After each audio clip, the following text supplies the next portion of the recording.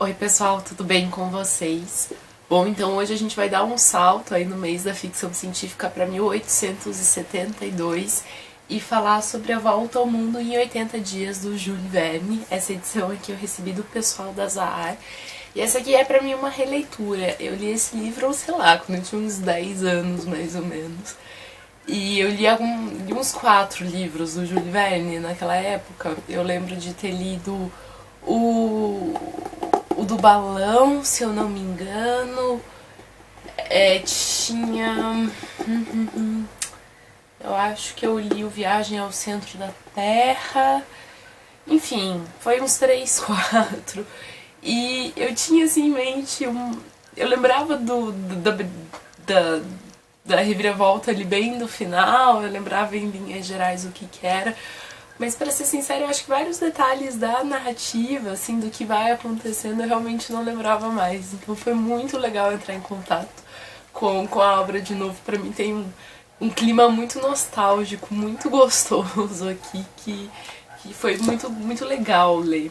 Eu tinha comentado, né, com vocês no vídeo de apresentação do mês da ficção científica que eu ia tentar ler 2 livros dele. Eu acho que eu não vou conseguir ler o outro, então eu resolvi já fazer vídeo pra isso por causa disso. Bom, uma coisa que eu gostei muito dessa edição do Zara é que tem uma introdução muito legal do J.K. Rainer Steron.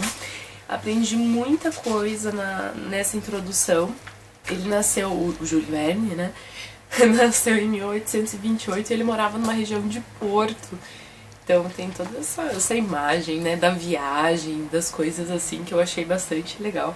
Outra coisa que eu não sabia também tão bem assim é que o Verne foi muito prolífico, né? Assim, ele escreveu muitas coisas. Não sei porque eu tinha na minha cabeça que ele não tinha escrito tantas coisas, mas ele tem uma obra bem extensa. E uma coisa aqui que me chamou a atenção é que ele tinha sempre essa vontade de escrever e tal, não era um jeito de vida comum na época, então ele teve alguma resistência da família e tal, até que a carreira dele já começou a dar mais certo. Mas um dos empregos que ele teve ele foi redator de uma revista.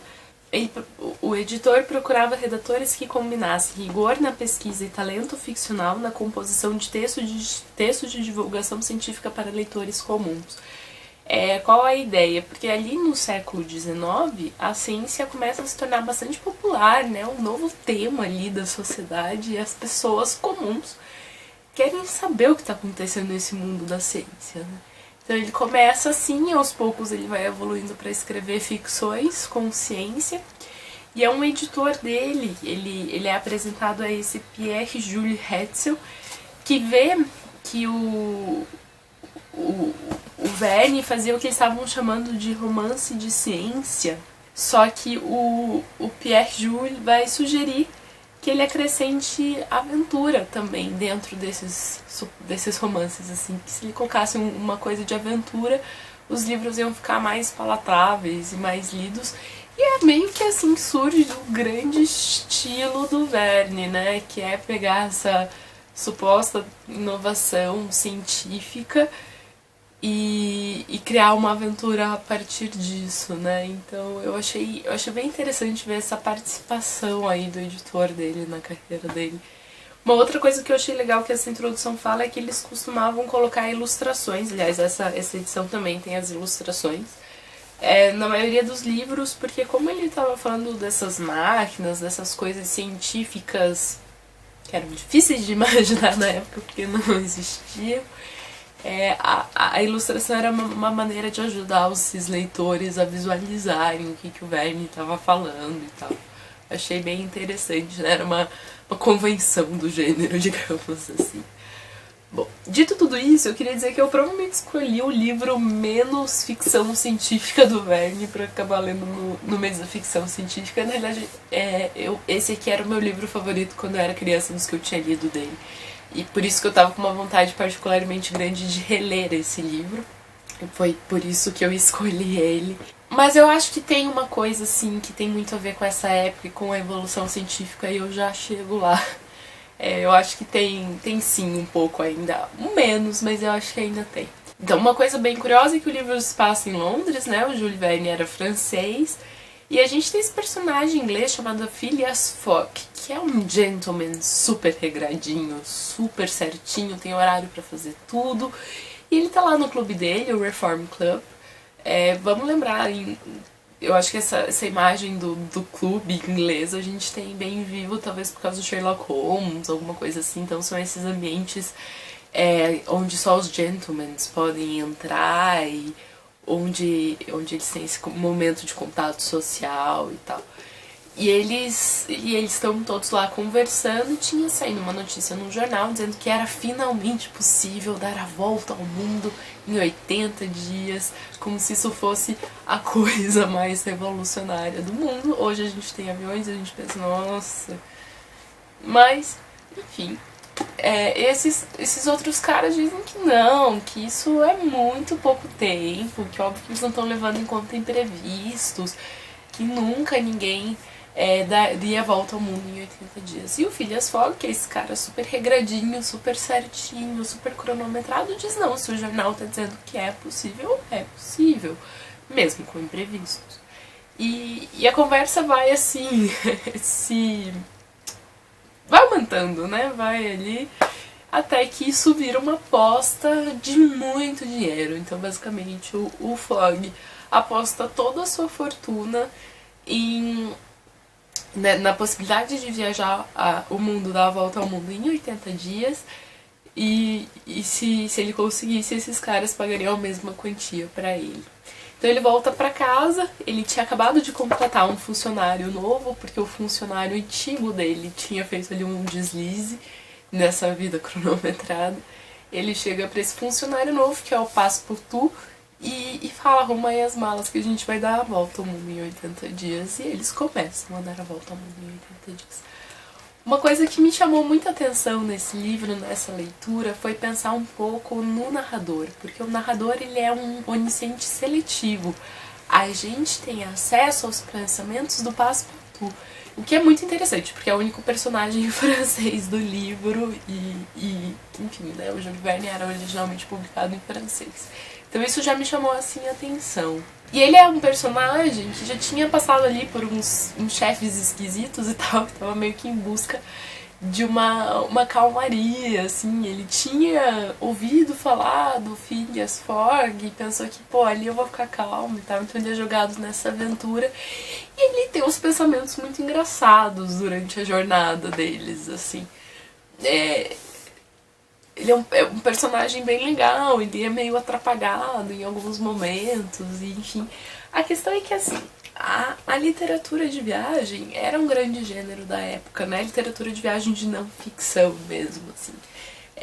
Vamos pensar que é mais ou menos a época que o Darwin vai escrever o Diário de um Beagle, por exemplo, né? Então a gente tinha essas pessoas, um grupo cientista mesmo, um grupo não cientista, a gente tem essas pessoas viajando pelo mundo escrevendo relatos de viagem, e é assim que as pessoas tinham acesso ao conhecimento de mundo que elas tinham. E, em parte, o Jules Verne vai se valer desse imaginário comum da época também para escrever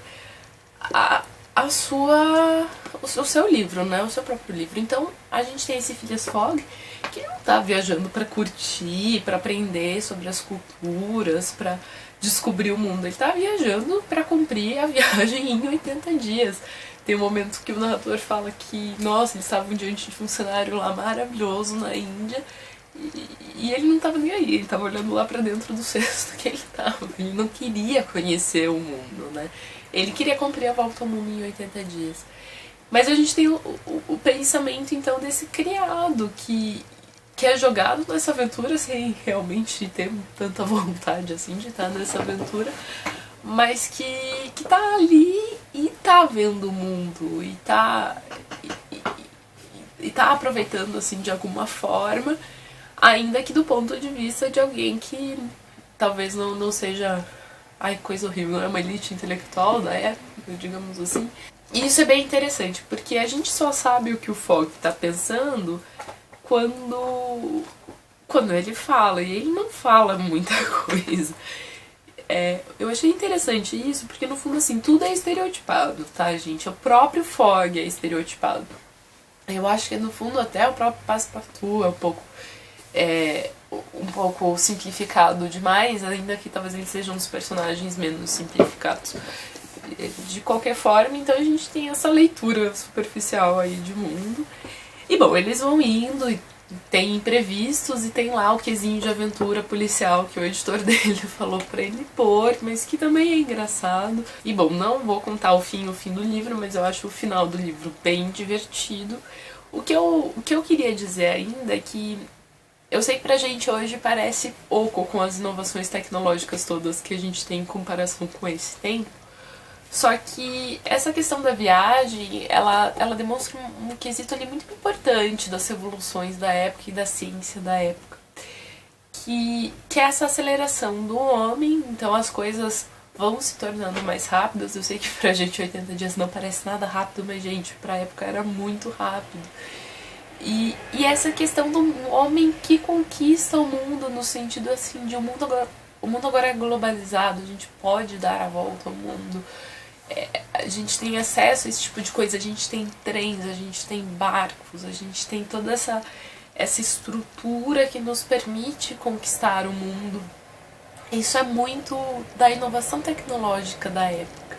Então aqui ele pensa em termos de evolução tecnológica, não olhando tanto para o futuro, olhando mais para o presente. E para quem assistiu o vídeo de o que é e por que ler ficção científica, eu acho que esse livro talvez deixe mais explícito aquilo que a Ursula Le Guin falou de falar sobre o presente, né? De fazer uma avaliação do presente, porque a gente tem um homem que tá. Uma sociedade inteira, na realidade, que está se acelerando e está baseando o seu dinheiro, por causa da aposta, em questões de aceleração de mundo e coisas assim. Então, enfim, tá aí o meu porquê. Isso ainda cabe um pouco numa ficção científica, mas é uma ficção científica talvez mais leve. Talvez seja outro daqueles livros para começar a ler ficção científica. Bom, pessoal, no mais eu queria dizer que eu gostei muito dessa edição também, tá? Aqui tá a folha de guarda, eu gostei muito da introdução, tem várias notas, tá bem legal. E bom, é isso, é isso que eu queria dizer. Caso alguém já tenha lido esse livro, me conta o que vocês acharam nos comentários e me contem também se vocês já leram outros livros do Jules Verne. Eu não devo ler um próximo tão logo, mas eu com certeza quero ler aí mais coisas dele pela vida, porque eu acho divertido, assim. É gostosinho e pra mim tem um pouco esse tom de infância, assim, que eu acho bem gostoso. Bom, pessoal, espero que vocês tenham gostado do vídeo. Até mais. Tchau, tchau.